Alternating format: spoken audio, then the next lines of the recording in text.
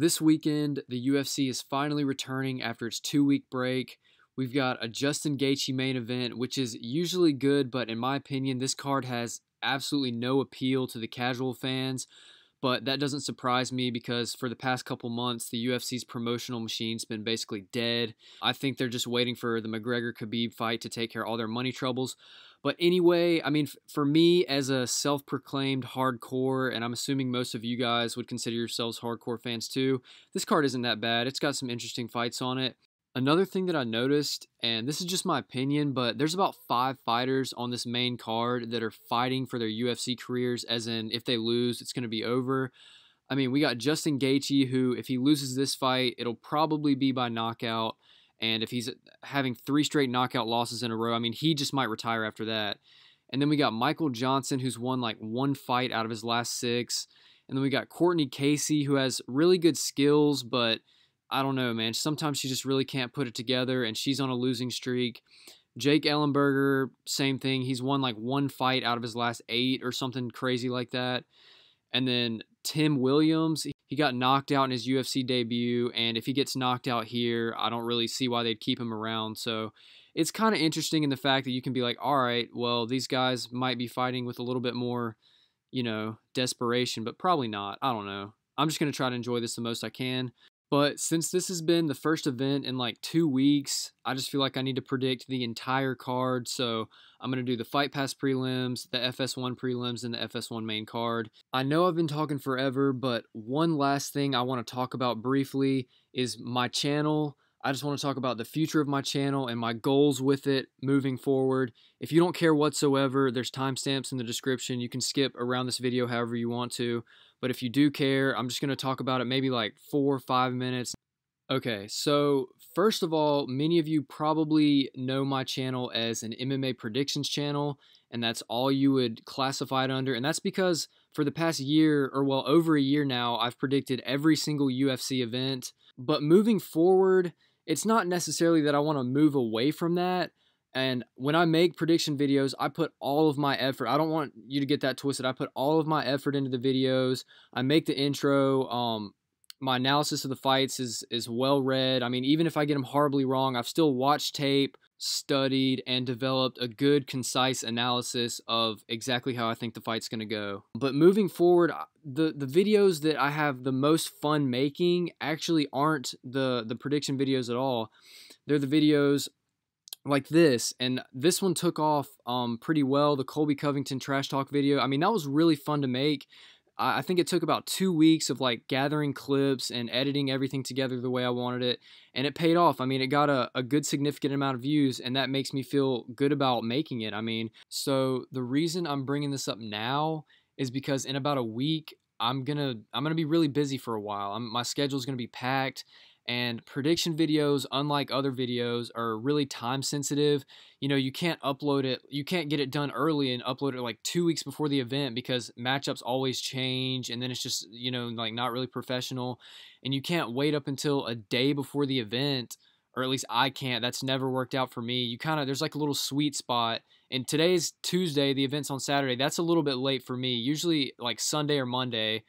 The week before the event is good. And I mean, I'm definitely not going to stop making prediction videos. Pretty much what I'm saying right now is if I have to skip one or if I, don't have time and miss one, I don't want you to think that I'm just neglecting my responsibilities as a YouTube content creator. It's just, I simply didn't have time, and I really apologize for that. But on the same side of that, I'm not only a prediction video guy. I love making videos like the Colby Covington trash talk video. You can just look at my channel, my popular uploads. They're not all prediction videos. And I'd actually like to move and start making a lot more of those because, they're not time sensitive. They're really fun to make. And when they pay off, you really feel like you did something good. People like your videos. Thousands of people watch them. I recently made this one right here, the MMA cringe compilation.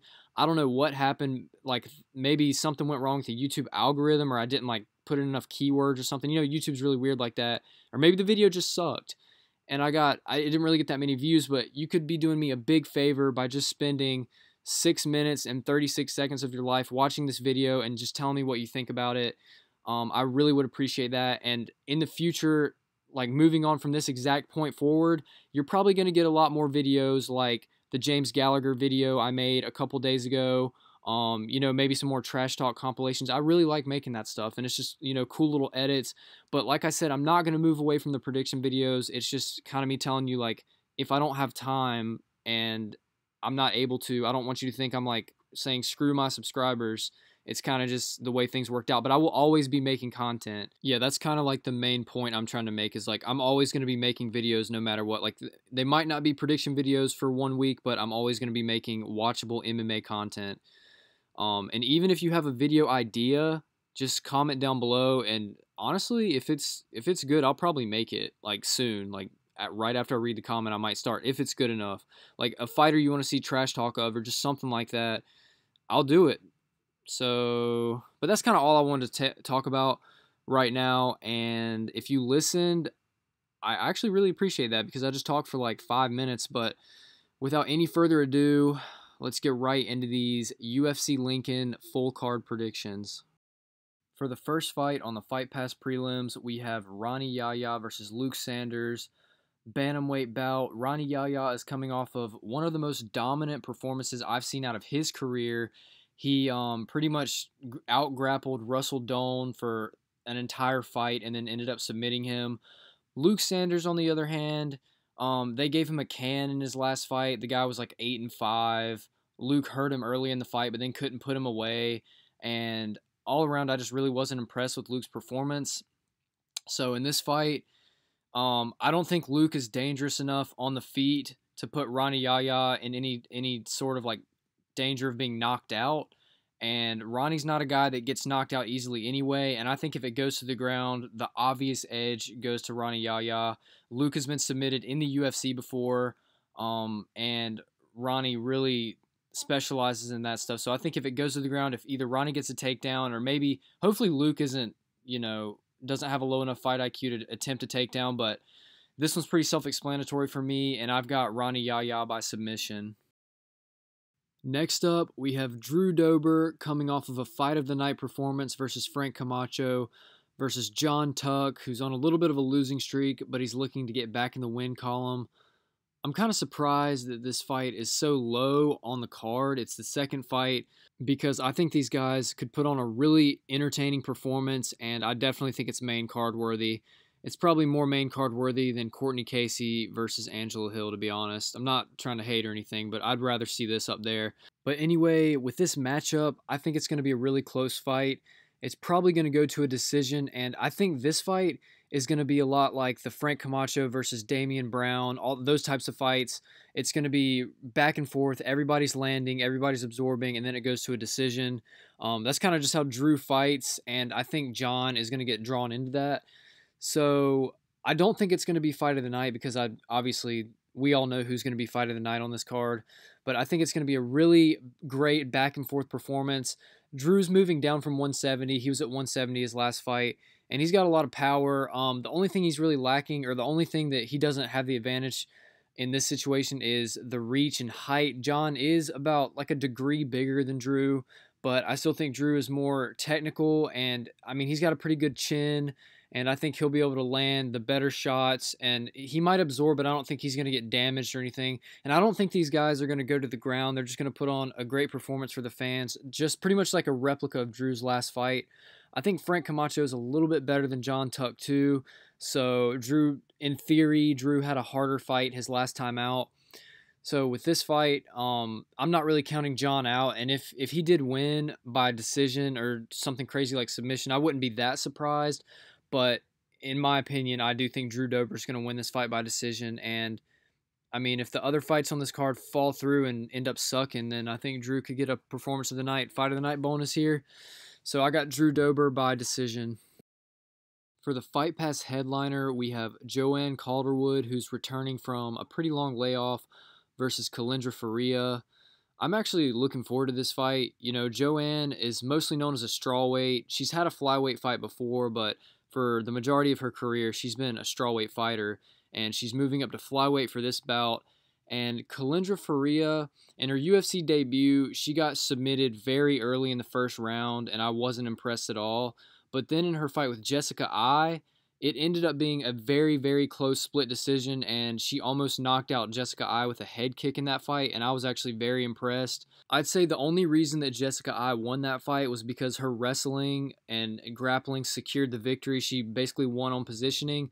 But Joanne Calderwood is primarily a striker, and I don't really see her having that same versatility to take the fight to the ground if it needs to be taken there. I'd actually say that Kalindra is more well-rounded of a fighter, and she obviously has power. So in this matchup, I know Joanne is returning, and she's probably going to be the favorite, and she's a fan favorite, but I really don't see her winning this fight. I don't think she's going to beat the more well-rounded fighter who's fought more recently, and they're both on 2-fight losing streaks, but I mean, losing a very close split decision to Jessica Eye at flyweight and losing a unanimous decision to Cynthia Calvillo, it's not really the same thing in my book, 2 different weight classes. So I think Kalindra, I don't think she's going to win by knockout, even though she has power, but I am going to say I'm picking Kalindra Faria to win by decision.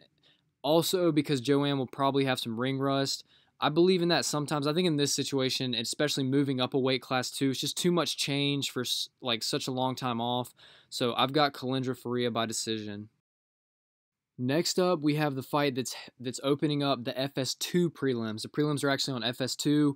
We've got the return of Mickey Gall. He's also been out for over a year at this point, and he's fighting George Sullivan.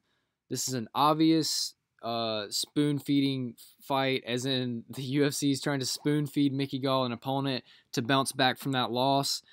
I gotta say, man, Mickey really disappointed me. I thought he was a lot better than he actually turned out to be. His fight with Randy Brown was like lackluster at best. He didn't really show much at all and basically got dominated. George is a pretty old guy. He's 37, and he's on a 2-fight losing streak, both by finish. I mean, it's obvious the matchmakers are giving Mickey a guy he can easily beat, and George has been submitted many times in his career. That's Mickey's strong point, or at least that's what he says his strong point is. I mean, there's really not even that much analysis that needs to go into this. You see what they're trying to do, and I actually think Mickey can pull it off. I mean, George got submitted fairly easily by Nico Price, and I think if Mickey truly has trained harder than he ever has before, like he said, then he will be able to pull off a submission. It's also worth noting that George has failed multiple drug tests. He's been in trouble with USADA. So there's a good chance that the UFC wins that he actually does have were while he was abusing performance-enhancing drugs. I'm not 100% sure about his situation, so if he got cleared, let me know, but there's a good chance. I mean, he's been flagged multiple times, so there's a good chance the guy's on steroids. Yeah, there's not really that much analysis here. I mean, George is a guy they're trying to like feed to Mickey to build back up his hype, and I think Mickey does have the skill set to submit him, so I got to go with Mickey Gall by submission. Next up, we have Andrew Sanchez versus Markus Perez, and I'm pretty confident about how this fight's going to go. Andrew Sanchez is coming off of 2 knockout losses. His last loss to Ryan James, actually, in my opinion, is one of the greatest comebacks in UFC history. I mean, Andrew in the first round obliterated Ryan with a right hand, I think, and had his eyes rolled back in his head, and I honestly thought that it was about to get stopped. I thought it should have been stopped, but the ref didn't stop it, and basically Ryan got destroyed for 2 rounds, and then by the 3rd round, Andrew was so gassed that he literally could not put his hands up to protect his chin, and he ended up getting finished by punches. And that's the main problem with Andrew Sanchez. The dude's powerful and well-rounded, but his gas tank is, I gotta say, it's horrible. So, but pretty much by the end of every fight, he's faded significantly. That was very evident in his last 2 fights, and in those fights, he suffered knockout losses.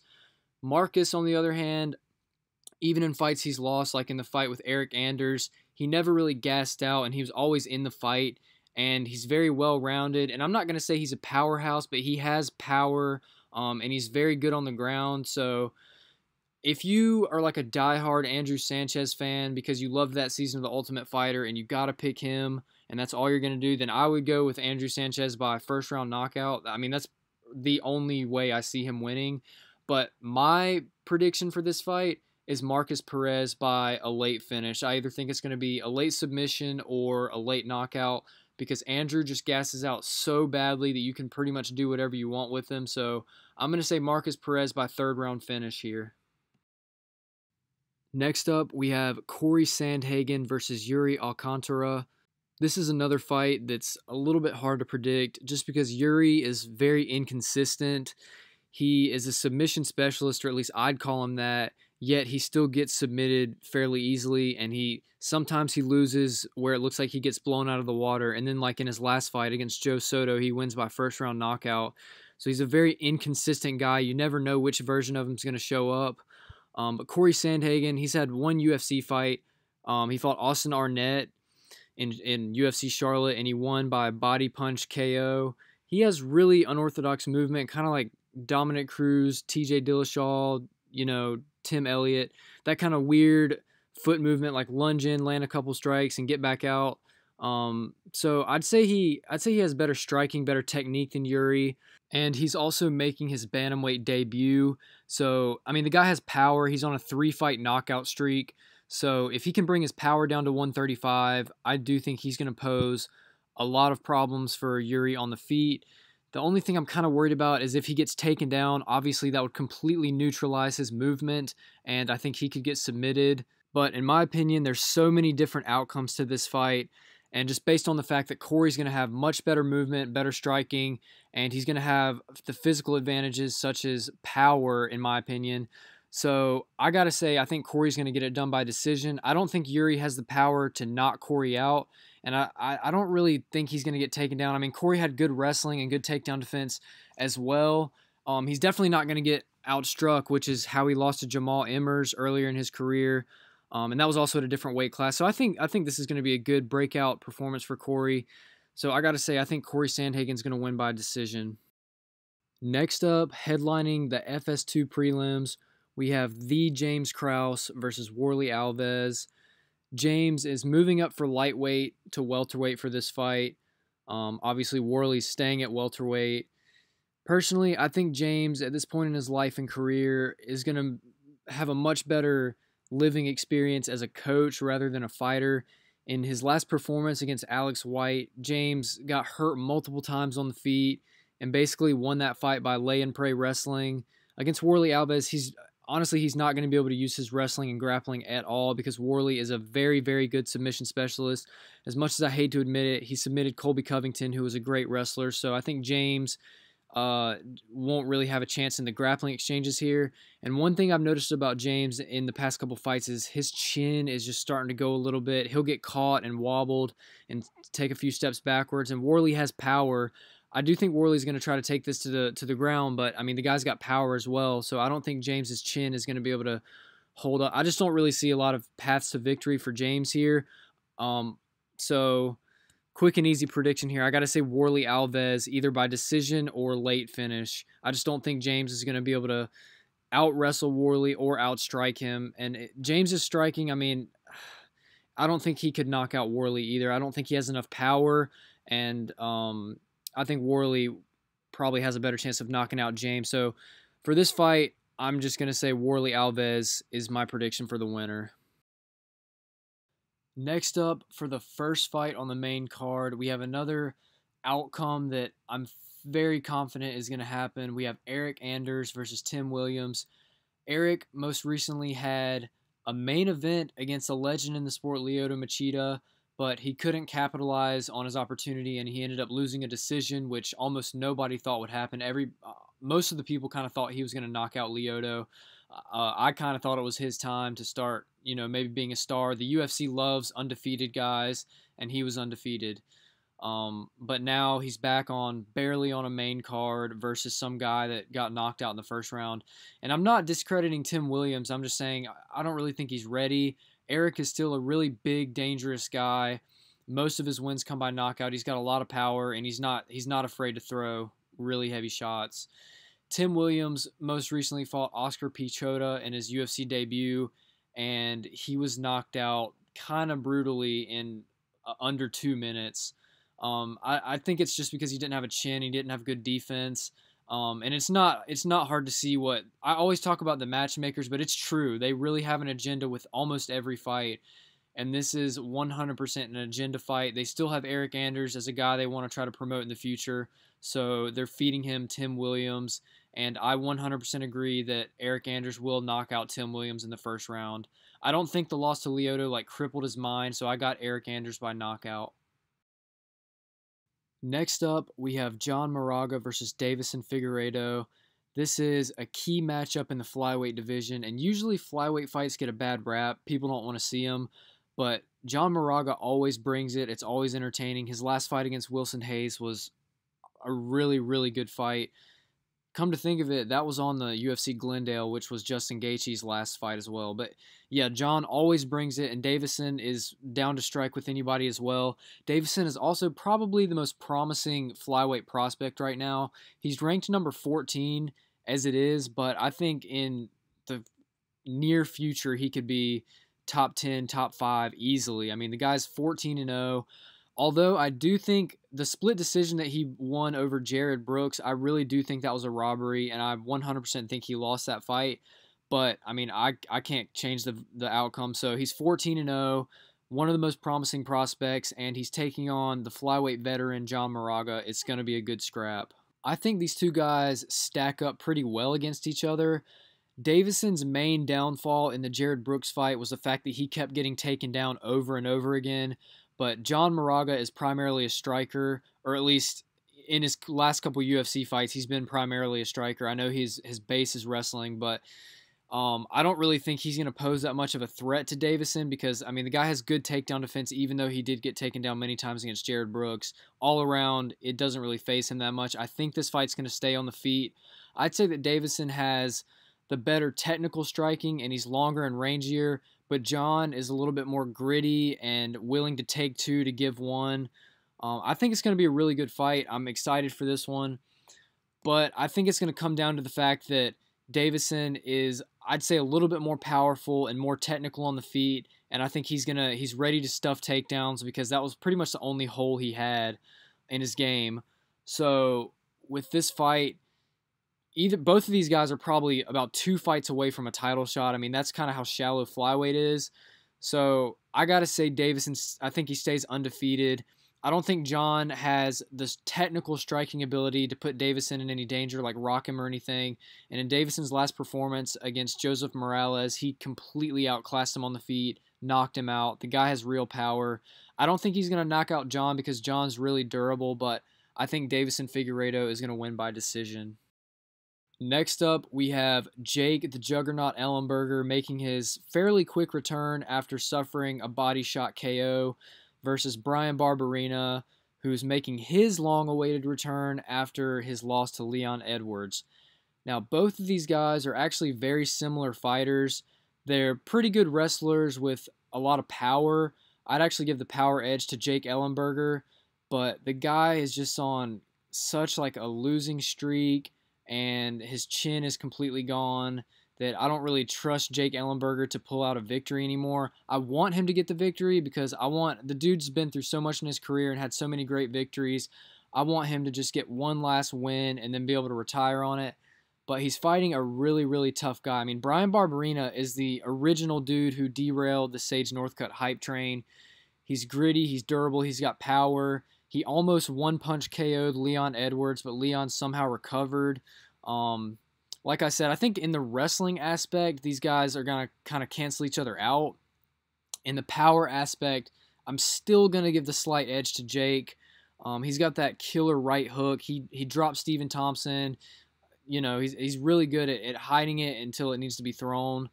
But Bryan Barberena is just like, he's more put together in the sense that his chin isn't gone, he's younger, and he has more of a drive. He's got more of a chance to get back up there in the rankings. So like I said, I want Jake Ellenberger to get the victory, but I just don't think he is, especially seeing how fast he got put away by Ben Saunders. And Ben Saunders is another guy that I think is about to be done and get knocked out. So in this fight, my heart's pulling for Jake Ellenberger because he's an OG, but I got to say Bryan Barberena just because he's younger, more durable. I think he's going to be able to take the power shots where Jake isn't, and I think if he needs to get a takedown, he will be able to. But I'm going to say Bryan by decision. Next up, we have Courtney Casey versus Angela Hill. Angela's been complaining for about the past, I guess, eight or 9 months about not being able to find anybody that wants to fight her. and she's been complaining about not being ranked, but now she's ranked number 14 and she has a fight. So hopefully she's satisfied. I think this will be a pretty good fight. I'm not too mad about it being on the main card, although there's some other fights on the undercard I think that would be a lot more interesting than this one. But like I was saying earlier in the very beginning of the video, I think Courtney Casey might really be about one loss away from being cut from the UFC. She's 7-5, which isn't a pretty record at all. And I mean, obviously, if she lost, she'd be 7-6. She's dropped 2 split decisions in her last 2 fights. Personally, I think she beat Figueiredo, and I can see the argument that she beat Michelle Waterson, but Courtney just really, really needs to work on her wrestling takedown defense. That's pretty much the only reason Michelle Waterson beat her. I mean, she almost knocked out Michelle, but she still lost. Angela Hill's really gritty. That's extremely showcased in her fight with Jessica Andrade. That was like fight of the night, maybe even like top 10 fights in the year. Very entertaining. She's durable. But I don't think Angela's going to be taking this fight to the ground, so I think this fight's going to be contested a little bit more on the feet. And Courtney Casey does have really good boxing. She's got a pretty significant reach and height advantage here, and I think if she uses that, she'll actually come out with the victory. I think Courtney's a lot better than she gets credit for just because she's dropped a couple close decisions. But she's a really complete fighter, and Angela Hill's really good too, but like in Angela's fight against Nina Ansaroff, I mean, she just didn't really do anything. She didn't really pull the trigger, and she basically just got pieced up for 3 rounds and then dropped the decision. So in this fight, I actually think Courtney Casey's going to win because she has the more precise striking and the reach advantage, which Angela always has trouble with. So I got to say Courtney Casey is going to win by decision. For the co-main event, we've got Michael Johnson attempting his second fight at 145 versus Andre Fili, who's going on a little bit of a winning streak at 145, always trying to rebound from that loss to Yair Rodriguez by head kick knockout. I think this is going to be a good fight. Michael Johnson, pretty much 100% a striker, but he's got real legit power. He's only won 1 fight out of his last 6, but it was a KO over Dustin Poirier, so he can always beat he has enough power to where he can always beat legit competition if he just lands. He's also got a victory over Tony Ferguson. So in terms of like competition they faced, Michael Johnson has beaten the better competition. But Andre is a guy that's more comfortable at 145. He's been here basically almost his entire career, and he's got a lot more of a wrestling prowess being from Team Alpha Male. That's how he beat Dennis Bermudez. He out-wrestled him the entire fight and got takedowns. So the only concern I have for Michael Johnson is if he just gets taken down and can't do anything. But you can only get taken down and beaten so many times in your career to where you have to be like, all right, I got to do something about it. And I think Michael Johnson's either going to try to go for an early actually that's the only thing I think he's going to try to do. I think Michael Johnson's going to come out there and try to take Andre Fili's head off. Andre might get a few takedowns, but hopefully he can get back up. I'm honestly kind of leaning towards picking Michael Johnson on this one just because he has better hands and a huge power advantage. I think if he can just stuff the takedowns, then he should either win a dominant decision on the feet or knock out Andre, because Andre's been knocked out before. He could honestly one-punch KO Andre if he landed correctly, but losing 5 fights out of your last 6, that's got to destroy your confidence. He moved around weight classes, and usually when guys start losing a bunch, they'll panic and either try to change weight classes or change camps, and it's a sign that they're panicking at this point in their career. But to be honest with you, I do think Michael Johnson's going to win this fight. I just think he's going to either outstrike Andre for a dominant decision or knock him out. But I'm kind of leaning towards Michael Johnson by knockout. He's on the co-main event of a card. He's under a dude that broke him and made him gas out in a fight. What if Michael Johnson won and then called out Justin Gaethje for the rematch? I would honestly be down for that. But with this fight right here, I got to say, I think Michael Johnson's going to win by knockout. And finally, for the main event, we have the return of the famous Justin Gaethje, one of the most violent men on the roster, maybe the world, versus James Vick, the Texecutioner, who's trying to come up, and he wants to be the guy that gets the main events. He wants to take Justin Gaethje's spots as a guy that becomes a star in the UFC. There were some fighters on this card who I talked about their inconsistency and how it's kind of hard to predict their fights because they will always either fail or do something crazy or get an upset win, so it's kind of hard to predict them. Well, Justin Gaethje, on the other hand, basically has the exact same fighting style every time, no matter what. So he's one of the most consistent fighters on the roster. Um, Another thing about Justin, he came into the UFC and broke Michael Johnson in their fight. In that fight, he took a lot of punishment and then he just put the pressure on Michael. Michael couldn't keep up and he eventually got the TKO victory. And it was an amazing moment. A lot of people said it was fight of the year. And then next, he fights Eddie Alvarez. And then Eddie's a guy that can take a lot of punishment and come back. He's really gritty. He will fight in the pocket. So it was kind of a bad matchup for Justin. And then next, in a fight that's supposed to rebound Justin's career, they give him Dustin Poirier. Well, we didn't know this at the time, but Dustin actually turned out to be better than Eddie. So, well, I knew it. I kind of predicted that. But anyway, so he actually fights a tougher guy after a knockout loss. You know, it's just kind of a weird situation. So Justin, in his last two fights, he did lose by knockout, but it's kind of like they were really, really tough fights and kind of bad matchups for him because those are two guys, Dustin and Eddie, that can take a lot of punishment and they don't really get tired that easily. But James Vick, on the other hand, he's a huge lightweight, 13-1. He's pretty much dominated the past couple people he's fought. His last fight against Francisco Trinaldo, I mean, but it was a pretty easy fight for him. He didn't really struggle that much.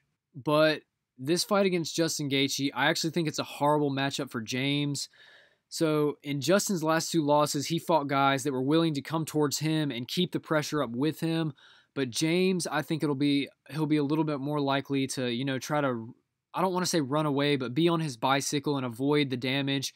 And that's not how you tire Justin Gaethje out. That's not how you get him vulnerable. The way to get Justin vulnerable is to be in his face and go punch for punch with him because he doesn't really have good defense, so you'll be able to land. But James isn't going to do that. He's going to be on his bike, so that I think it's going to be a lot less likely that Justin gets tired, which means that it'll be a lot less likely that his defense will go down. I think Justin's going to have a classic performance where he eats up James Vick's legs. He just kicks his legs into oblivion. And Justin Gaethje hasn't gotten a clean knockout in the UFC yet, but I do think he could knock out James Vick. I mean, Beneil Dariush wasn't necessarily known as a power puncher, and he flatlined James Vick. Go look that up right now. Viewers, go look that up right now. Look up Beneil Dariush knocking out James Vick, and I guarantee you it'll change your opinion about how this fight's going to turn out. James Vick also has a 6-inch reach advantage, and he's a lot taller than Justin too. But in this situation, I think that's going to be worse for him because if Justin can get on the inside of James Vick's reach, to where James wouldn't be as efficient with his striking, Justin will still be able to land there, and he'll be deep in the pocket. I do think he's going to knock out James Vick. I just think James isn't going to be able to handle the pressure. He's going to get his leg eaten up, so I got Justin Gaethje by knockout.